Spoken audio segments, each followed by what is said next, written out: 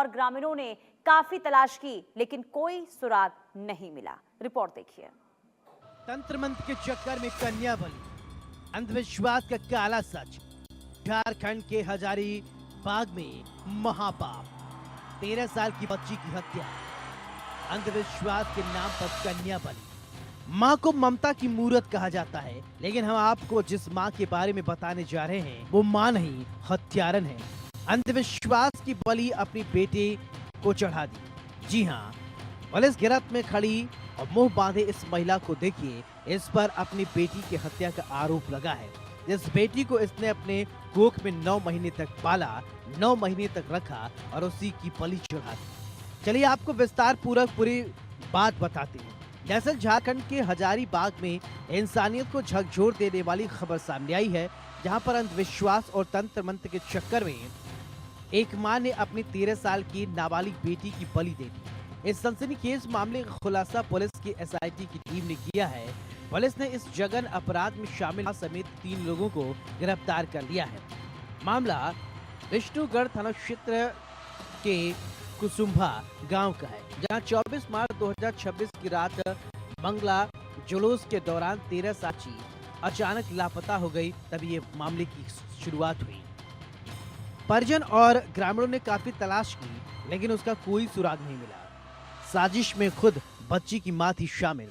24 मार्च 2026 की वो काली रात गांव में जुलूस निकाला जा रहा था।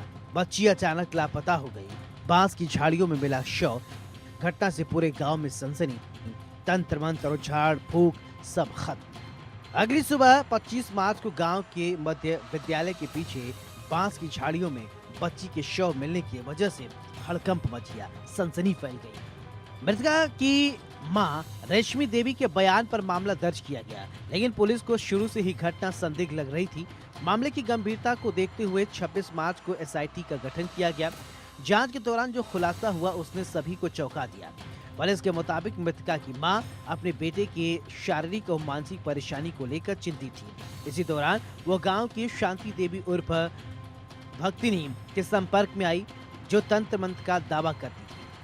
भगतिनी ने महिला को विश्वास दिलाया कि बेटे की समस्या दूर करने के लिए किसी कुंवारी लड़की की बलि देनी होगी, इसलिए रामनवमी की अष्टमी तिथि को शुभ बताया गया।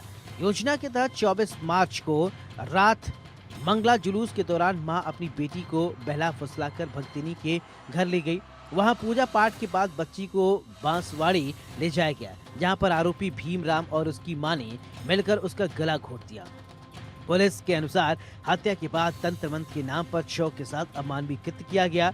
खून से पूजा की गई। एसआईटी की कार्रवाई में इस पूरे कांड का पर्दाफाश हुआ और पुलिस ने आरोपी मां रेशमी देवी, भीमराम और शांति उर्फ भगतिनी गिरफ्तार कर लिया है।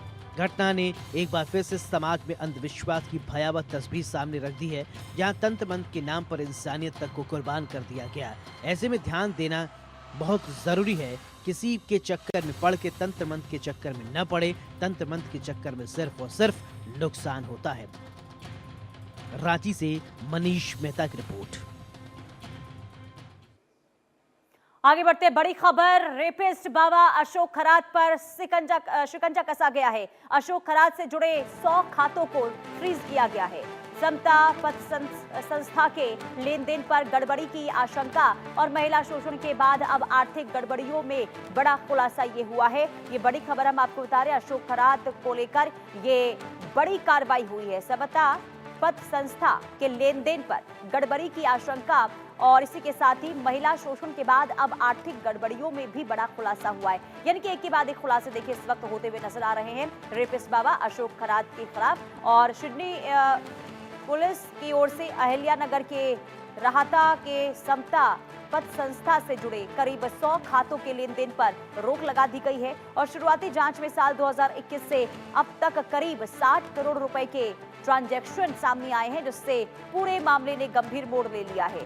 दरअसल आपको बता दें कि पुलिस जांच में ये भी सामने आया है कि कई खातों में एक ही नॉमिनी का नाम जो है वो शामिल है।